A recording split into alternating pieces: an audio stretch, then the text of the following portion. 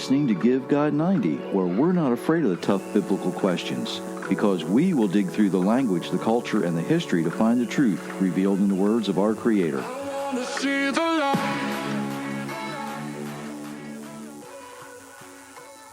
Hello, everyone. Thank you for letting us spend some time with you whenever you happen to be listening. We do appreciate it. Yes, I am we do. being carefully monitored and supervised. Yes, he is. Thank you, everyone, for joining us. Oh, you finished chewing before you said that, huh? Yes. For those who don't know, she's trying to eat some candy while we're doing this. So. I'm making fun of her, yes. Good, sweeties.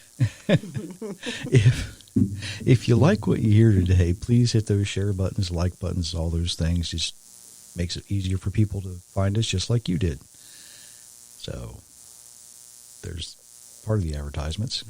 If you haven't been to givegod90.com lately, you might want to check that out. Author Jerry Mitchell is where you get the books. Check those out too. It's worth it. There's some really nice reviews on there.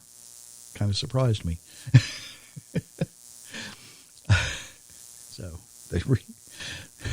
there will probably be updates to that in the next few weeks. So some other things going on. I mentioned the other day, in the last podcast, the United Methodist Church is closing churches to acquire property. Since that has been released, some rather disturbing news. Apparently, the United Methodist Church is in quite a bit of financial trouble since the split. And really, is it any wonder that they are? If you don't know, the United Methodist Church still owns the building next to United Nations building in New York City. The United Methodist Church has become a huge business unto itself. And in my opinion, because it's chosen to turn away from what's written in the Bible and allow some policies and doctrine that directly conflict with the Bible, there's absolutely no way it could survive. You just can't it can't do it. No church that's ever turned its back on the Creator has ever survived. It's just that simple.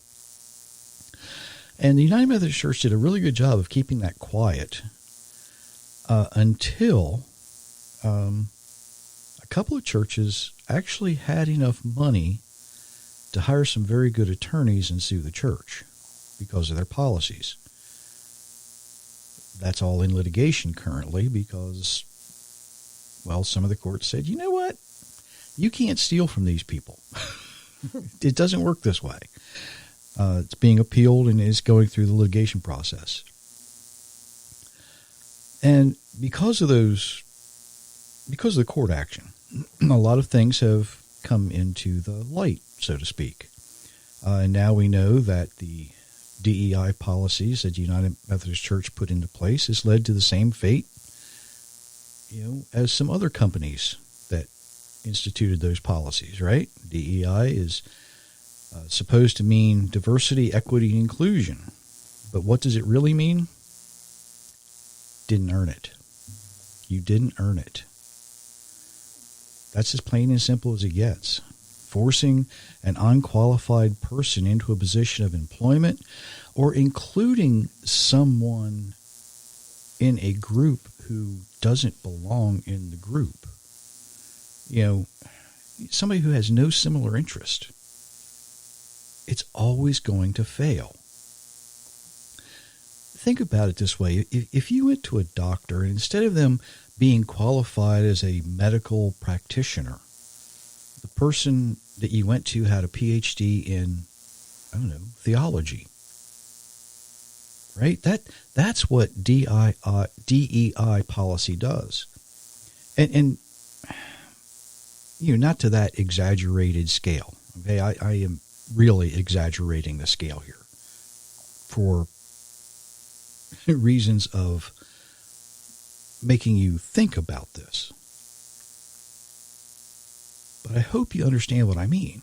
If you go to somebody who is supposed to be qualified to do their job, or you hire somebody who isn't qualified to do their job, that's just ridiculous.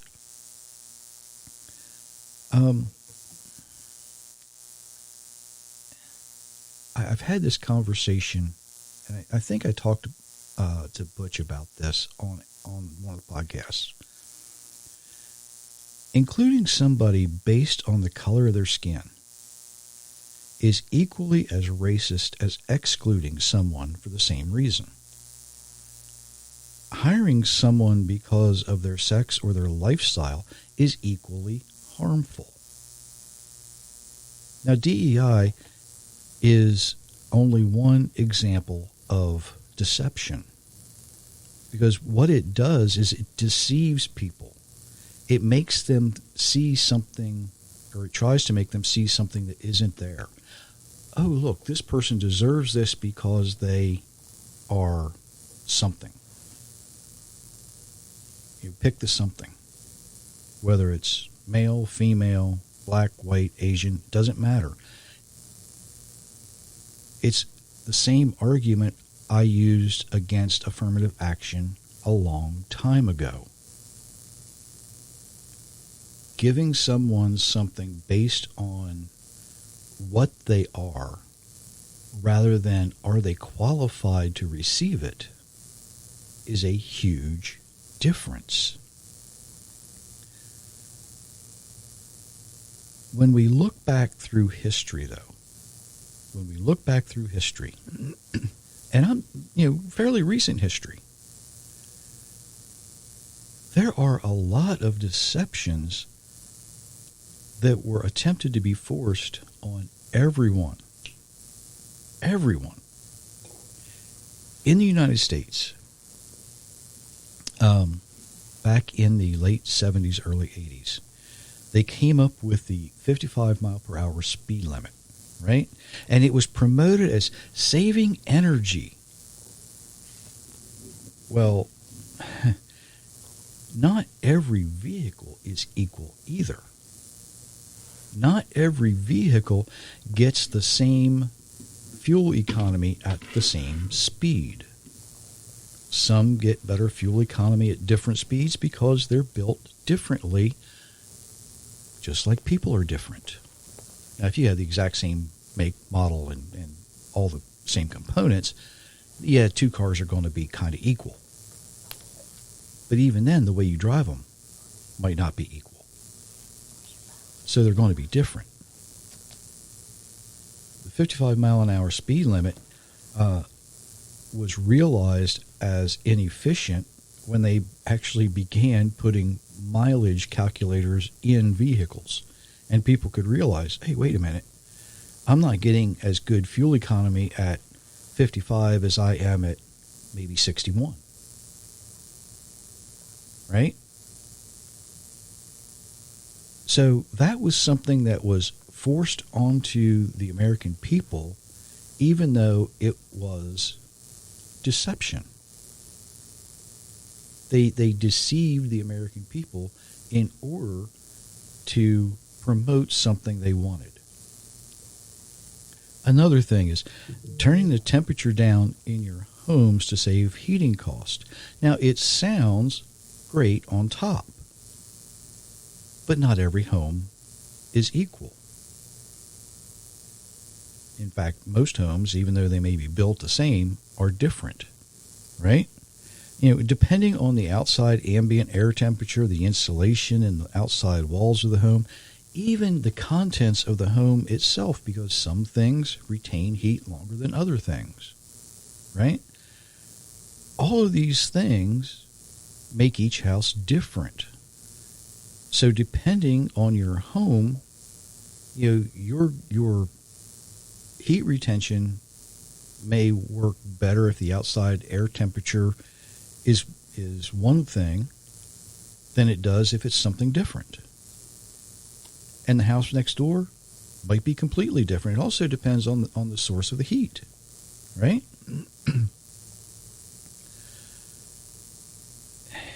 A lot of people don't know this, but it was a German chemist a long, long time ago, back in the 1800s. His name was Caspar Neumann. He actually coined the term fossil fuel. A lot of people say it was John Rockefeller. He just made it famous. But today we know, and we can prove, that oil doesn't come from dead dinosaurs. Oil comes from decomposing plants and animals, primarily microorganisms like plankton and algae. Crude oil is actually the second most abundant liquid on Earth next to water. So hopefully you're beginning to see how some of the things you may have been led to believe, they sound really, really good, but they're really not true. You've been deceived. And as I like to quote Mark Twain, it's easier to deceive someone than to convince them they've already been deceived. One of the greatest deceptions ever, in my opinion, and I don't think I'm alone with this. In fact, I think just a few hours north of me, you're going to find an entire museum filled with people who would agree with me on this. But one of the greatest deceptions ever laid out on humanity is evolution and survival of the fittest. Billions of years since the Big Bang, when something happened to come into existence out of absolutely nothing. Like that makes sense. But that's what they say, right? And then millions of years later, somehow a living organism formed with everything it needed to grow and reproduce. Then somehow a single cell became joined with another until we have an organism capable of life the way we think of life today. Then you wait another few million years, and all of a sudden, we have this evolution into mammals, birds, fish, reptiles. Do you know that not one of them is able to explain how all of this could have taken place twice at the same exact moment? Because it would have to happen twice for these animals to be able to reproduce, and you have to have a male and a female. They can't be exactly the same.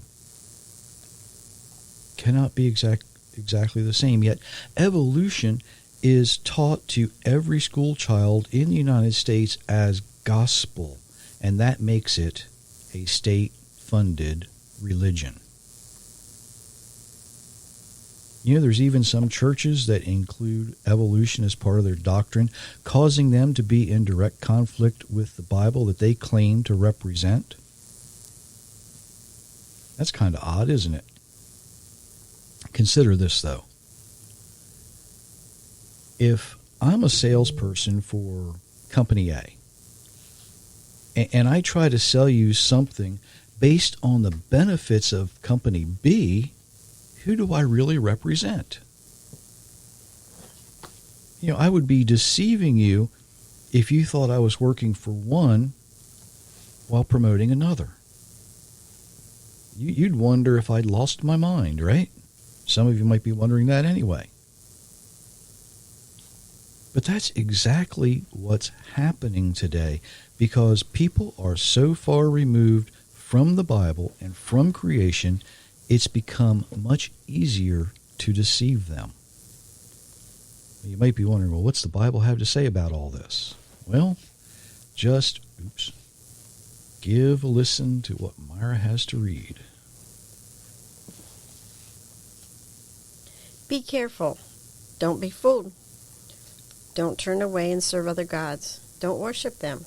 Deuteronomy chapter 11, verse 16. The Lord of heaven's armies, the God of Israel, says, don't let prophets and people who do magic fool you.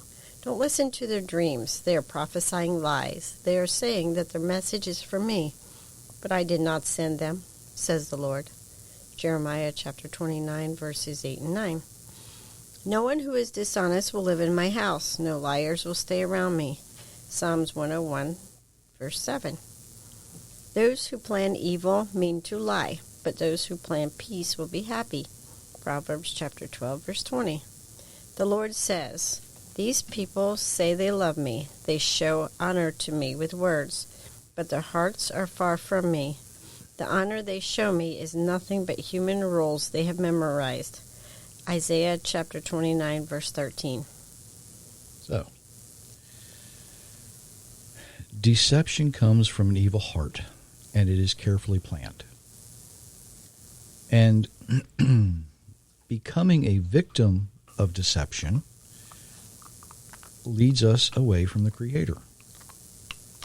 Isn't that amazing? Don't be fooled. Don't turn away and serve other gods. You see, when you're deceived, you begin to say, well, wait a minute, what's this over here? What's that over there? I read a social media post someone sent to me asking me my opinion about it. And this person had written that they found the truth while watching a Disney Plus TV show, a fictional television show. Now, I want you to think about this. How is it possible to find the truth watching a fictional television show, especially one produced by the new Disney Corporation? Now, when I was growing up, I was a fan of Mark Twain, right? I read Tom Sawyer and Huckleberry Finn many times. Were those things, maybe I should say that, were there things in those fictional books that were taken from real-life circumstances? Well, of course there were, but it doesn't make them true, right? And I certainly never found any truth in them, even though, after Huckleberry Finn, I did want to float down a river on a raft, right? But that's a different story. That was the adventurous part of it. But there was no earth-shattering, groundbreaking truth. I was watching our local news the other morning, and they were doing a story about a report that had been released. What they left out of the story were the actual findings of the report and the action, or in this case, inaction, of the people that wrote the report, right? Now, when you leave things out, it's deception by omission, or I guess technically it's considered continuing misrepresentation, but it's more commonly called lying by omission. Okay? It's that simple. But my point is, even what should be a trusted source of information has people writing that information that will try to deceive you. They will try to persuade you in one way or another.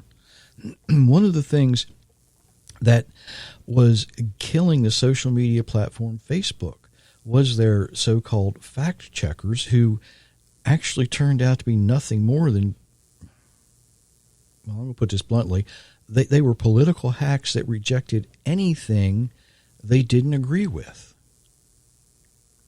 During the catchphrase, or during COVID, the catchphrase was follow the science, right? Remember that?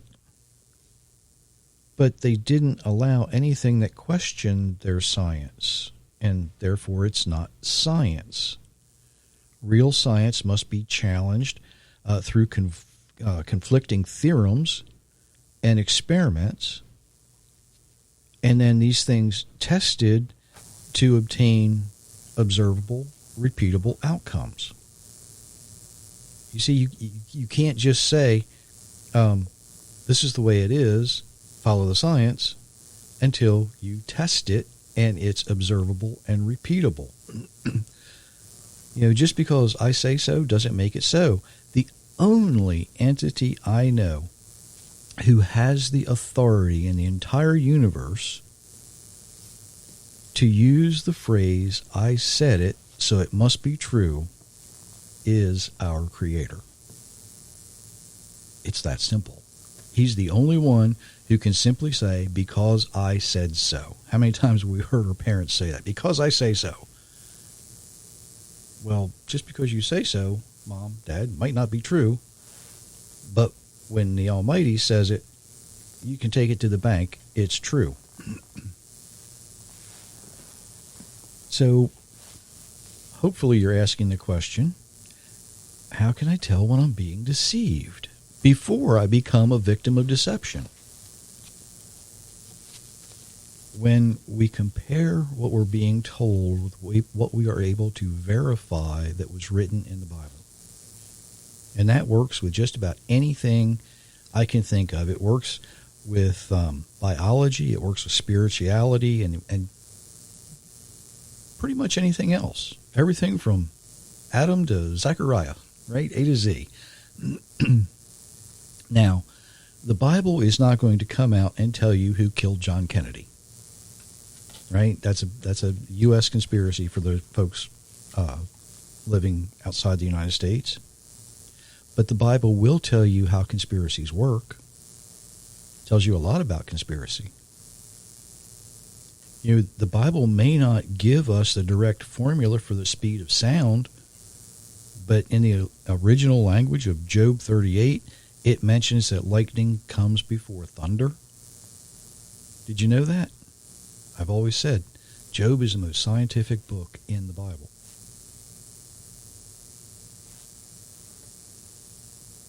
When we're bold enough to use the Bible as our authority, and whenever somebody might conceive something, they come up with some idea, if we are able to compare their idea with what was written, then accept the biblical answer and not their answer if it contradicts with the Bible, right? The contradiction is the deception. The contradiction is the deception. You know, we ought to be bold enough to live the way we're designed to live and not accept the ones who have already been deceived. And I'm going to step on some toes now, but that includes not being involved with the gossip that finds its way into our worship communities, right? And you've all probably had some experience with that, right? You know what I'm saying?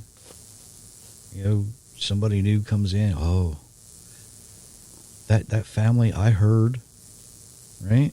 You can fill in the blank. Or, you know, the group of folks that are standing in the foyer on the steps or somewhere. Oh, do you know what I heard? Well, where'd you hear it from? You know, we need to stop with the unfounded accusations. If you have a question, go to the person and ask. Don't allow someone else's deception to become your deception. Don't be part of it. We live in a broken, fallen world, and it has evil in it, all over the place. And evil people use deception to convince you that what they're saying is true when it isn't. We need to be familiar enough with the Bible when we hear or see something that doesn't quite fit. It doesn't seem right. Something in your spirit says, I'm not comfortable with this. We should be familiar enough with the Bible to be able to go and find where it is written, compare what is written with what you're hearing, what you're seeing, and then apply what's in the Bible. Accept what's in the Bible. Because if what's being said or what you see conflicts with the Bible, don't accept the deception. Don't accept the deception. Many, many, many times when you hear something, you're going to go, I'm not sure that's quite the way it is. There's a lot of things that I say, I read straight from Scripture, and people question me on it. Happens a lot. And when I ask them if they believe the Bible, oh yeah, I believe the Bible. Don't you believe what I just read? Well, yeah, maybe. Well, you need to believe what's written, what has been written. If somebody says, if somebody speaks something, even though they think it's true, even though what they think they're telling you is fact, but it's not, it's deception. They've been deceived. They believe it. You might not be able to convince them they've been deceived, but when you know better, you know better. When you realize and understand that when someone's saying something and it conflicts with what's been written, they've been deceived. Don't get caught up in their deception. It's not worth it. It's really not worth it. Hopefully, you've been able to get something out of that. Maybe. I know I used a lot of very unique ways to get you to think about deception, and that was on purpose. So, there it is. We will be away for a few days, so there won't be a podcast on Monday. I don't think anybody would listen to a podcast in the United States on Monday anyway, because they're going to be glued to their television sets. Big dealings going on Monday. So until next Thursday. Until next Thursday. We do wish you many, many blessings, everyone. Yes, be blessed.